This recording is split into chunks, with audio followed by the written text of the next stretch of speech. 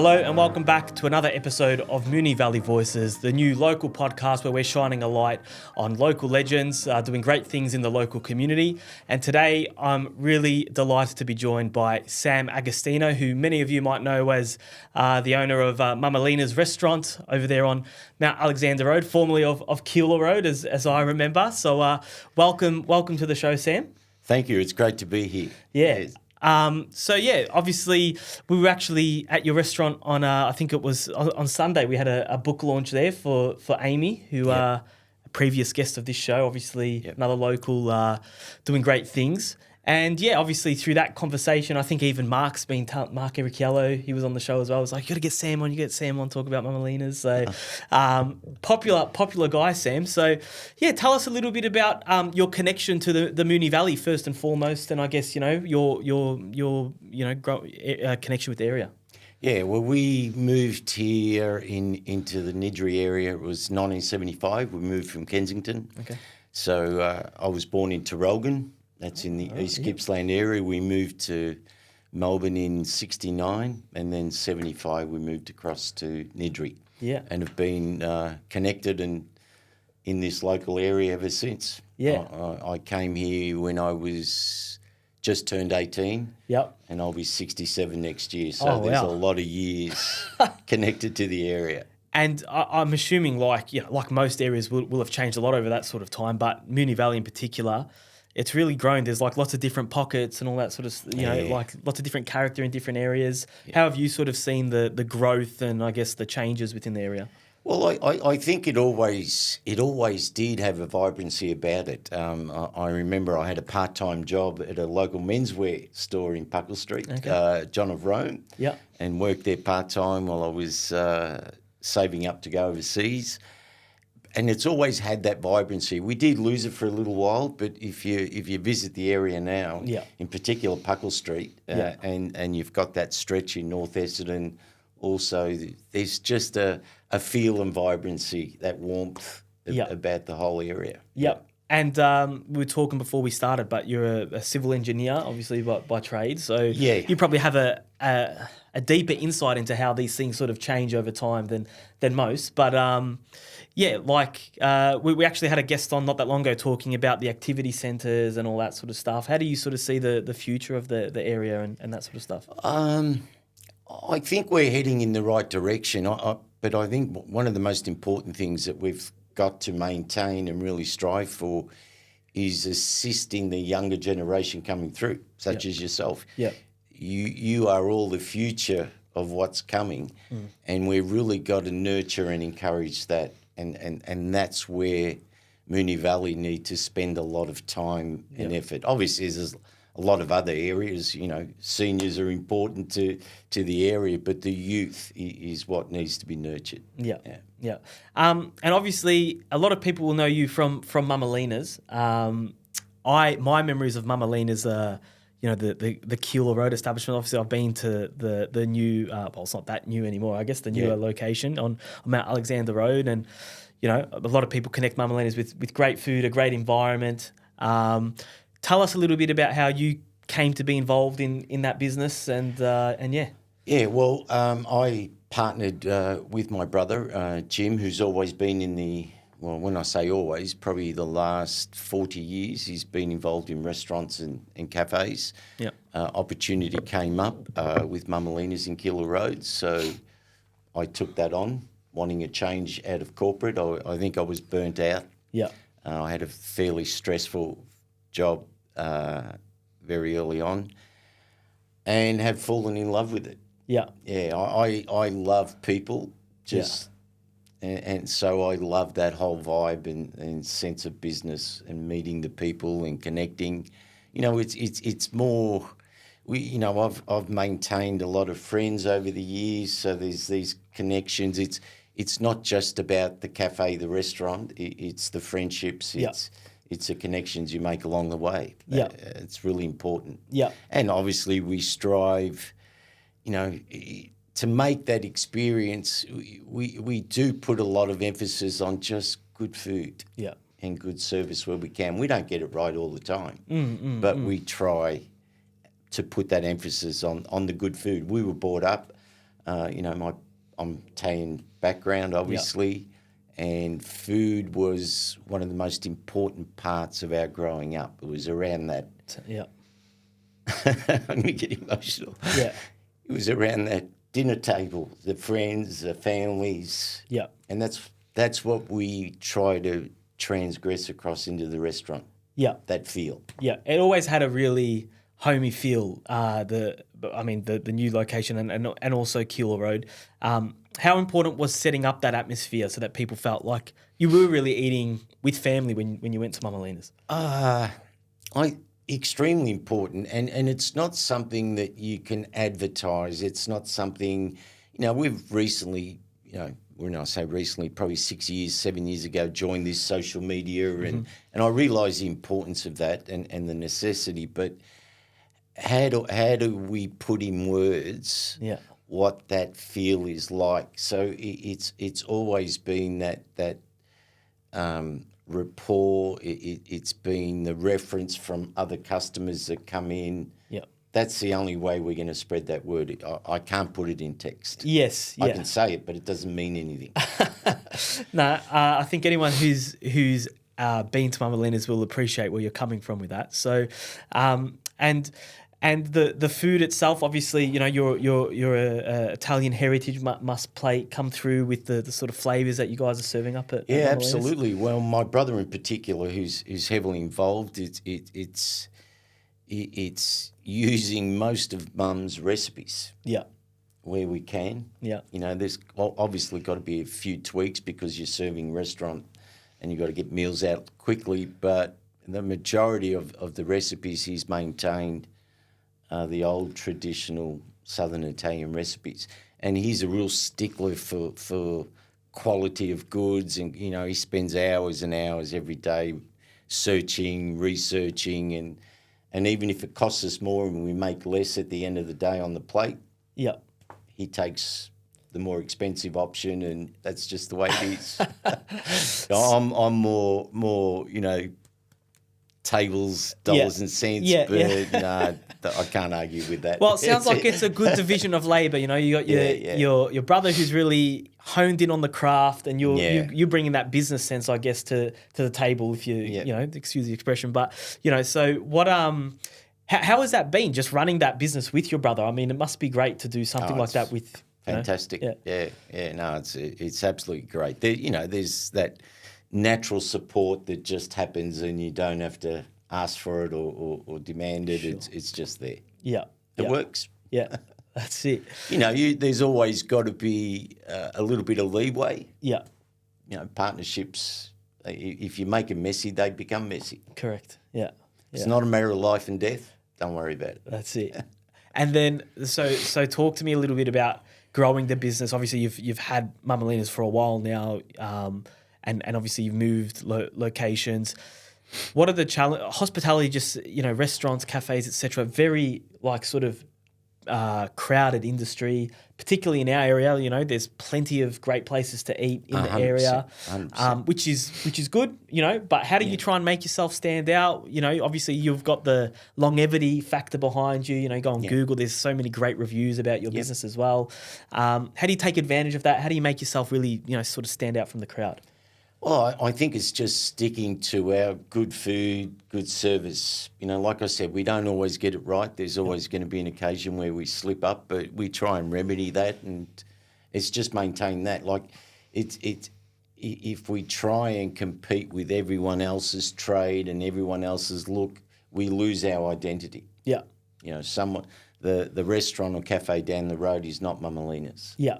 Yeah. They're another establishment, And it is, since COVID, there's been more challenges, and that's not for us only. That's for all small businesses and larger businesses as well. So you've got to just stick to what you believe in, and eventually you get there. Yeah, yeah. And COVID on that subject, that was obviously a super challenging time for so many people and so many industries, but, in your space in particular, it must have been it was really, really hard.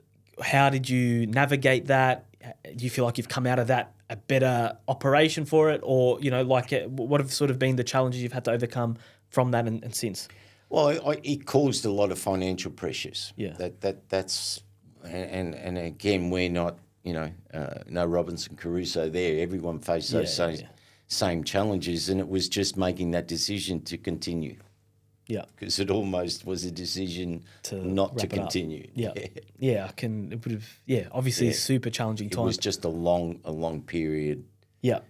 Which made it very difficult. And just run me through. So when was the move to the new location? It was in November 21. Yeah. Yeah, so it's been 3 years. Yeah, right. Okay. And what was COVID a factor in that move? Was that something that drove or? COVID was a big factor. We had run out our lease where we were, and there was a lot of thought going on about what next, what do we do? Yeah. And the opportunity came up. Yeah. Yeah. It was taken. Nah, perfect. Obviously, when you do go to Mamma Lina's, there are a lot of photos up of your son, Robert, who tragically passed. Talk to me a little bit about Robert's legacy and how important it is for you to sort of enshrine that in the establishment, because people have come to know you and your family so well through the business. Yeah. Well, it was difficult for me during that period. In fact, I was finding it difficult to get back into the rhythm and the routine with the restaurant, but Jim took it on and took on the challenge and got it to where it was so that we could reopen. And Robert had worked at Mamma Lina's for a couple of years or more so, part-time and full-time, while he was transgressing from his uni and work life. Mm. And Jim just felt that need. It was difficult for me to see it on the wall, but Jim really wanted to make a tribute for Robbie. And that's why we got Robbie's bar and the photos on the wall, just to remember that happy soul. Yeah. A lot of the photos, he's in his soccer uniform. Sport was obviously not just for Rob, but for I understand the rest of your family as well. Yeah. No. Tell us a little bit about the connection with local sport and I guess the role that's played in your family life and bring up the kids. Yeah, well, sport is important for young children as they're growing up. It teaches them a lot of things and a lot of skills for life and what's coming up. So all the kids have played sport. In particular, Frank and Robert took on soccer. Robert tried AFL, but it was a bit too. When he was younger, he was a bit more timid, and then he took on soccer. He said he wanted to give that a go, and he just flourished. Yeah, and got really good at it. He was lucky enough to play a few games in Italy. Okay. He went to Rome with a group and. Yeah, so he really was so passionate about the sport. And also a lot of his teammates after the accident, they put a team together of friends and cousins and played in a local, was at Blackburn. Okay. And they won the cup at the end of the year, and that was all in memory of Rob. So a lot of passion around the sport, a lot of good memories. No. Yeah. He worked at Melbourne City in the advertising and marketing for about 8 months. Yeah, so always involved. Always very involved. Good. Yeah. And we were talking off camera as well before. Obviously, you've got a little bit of an interest in a more sustainability business. Interesting sort of business doing things with end of life solar panels. I think you were mentioning. Do you want to tell us a little bit about that? Yeah, sure. So I got approached 3 years ago. To start up a business in this sustainability environment, and it's all connected to the renewable energy. And where renewable energy comes from, I'm not from that area and didn't really understand the business, but we've had a few groups. Rob Gell works with us at the team. I don't know if you remember Rob Gell. No. He was a news presenter for about 30 years, Channel 10, Channel 7, Channel 9. So he's always been involved in sustainability, so we've learned a lot from him. But essentially, this whole renewable sector has come about because of climate change. Yeah. Net 2050 is the driver. Circular economy really comes into the mix. The fact that no more landfill licenses being issued. I don't know if people are aware of that. Right. No more landfill licenses, new ones. So there's no new tips now, just whatever we've got. No, so what they will build is resource and recovery centres. Sure. So that everything is managed through that waste cycle. And if you really get into this sustainability and waste, you know, we all need to be more proactive and more active in that space because we're doing a lot of damage. Yeah. But renewables, so the most cheap and efficient method of renewables is solar panels. So we are deploying millions and millions and millions of solar panels in Australia, and our targets by 2030, 2035 and 2050 we'll end up with some 2 billion panels being deployed. They reach an end of life. Initially, there was around a 20-year life cycle, but now the panels are evolving, the technology is evolving. We need to make them cheaper so they don't last as long. So this end of life can vary from 5 years to 12 years. Initially, they used to end up in landfill, but they're toxic and they take up a lot of space. A solar panel now, the newest one coming out is 1.2 metre by 2.2 metres and weighs almost 40 kilo. Wow. Yeah. Big structures. Yeah.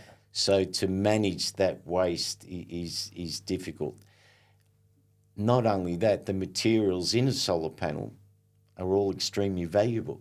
Silicon, glass, copper, aluminium, and high-quality HDPE. So it's a very simple business model, five components. The materials are recovered and they're put back into manufacturing industries within the circular economy. Right. So we don't have that capability here, and this business is looking to bring it out? We had some capability, but it wasn't enforced. Okay. Now it's becoming legislation. There's policies being put into place. We've been working very closely with the federal government, state government, councils, some of the large stakeholders, AGL, Raymondas, very large groups, because it's mandatory to have an end of life management policy. There are systems in place. There's not many around the world that do it well, where there's materials are broken down, but they need a chemical process to clean, et cetera, et cetera.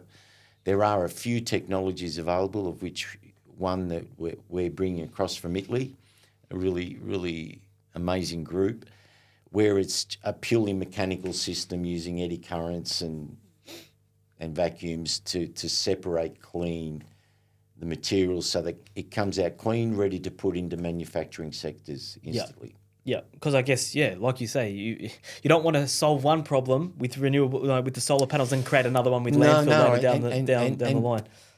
The consumer will start to understand, because I think there's a lot of people who are very aware of waste and where do you put these things and what happened. It's a very compliant space, and the companies that are entering now will have to meet certain standards of compliancy.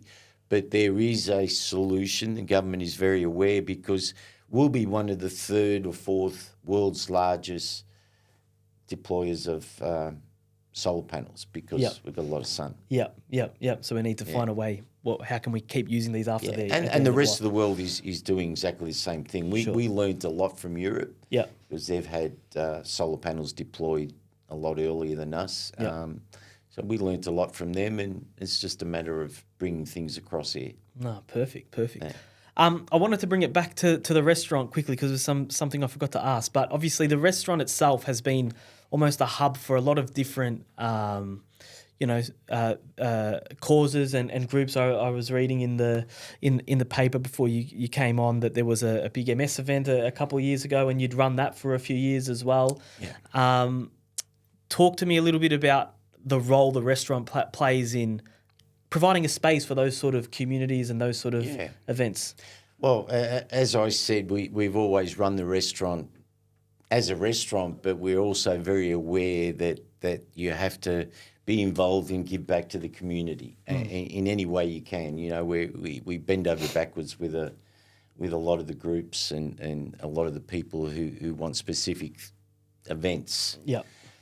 Jackie and Phil Brown, they were customers and have been customers, and Jackie was in last Sunday as well. Jackie mentioned after, I think, a couple of years that she had been diagnosed with MS. So I suggested we do a fundraiser and give back to the MS group so we can help with the MS. The following year we did. So Mama Lina's provided all the food and drinks and staff on the day we closed the restaurant. Yep. We charged a fee for, three-course meal, and the money that we raised went to the MS Society. We did that for about 5 years. Yeah.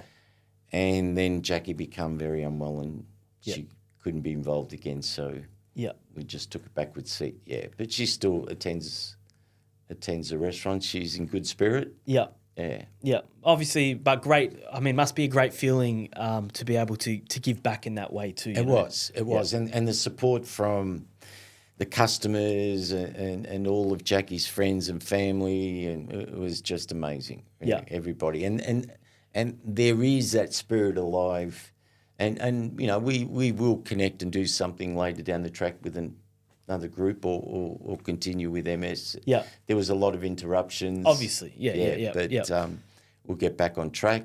You know, we've been so lucky along the way with our customers. You know, I've had customers where they met there on a blind date and then got married.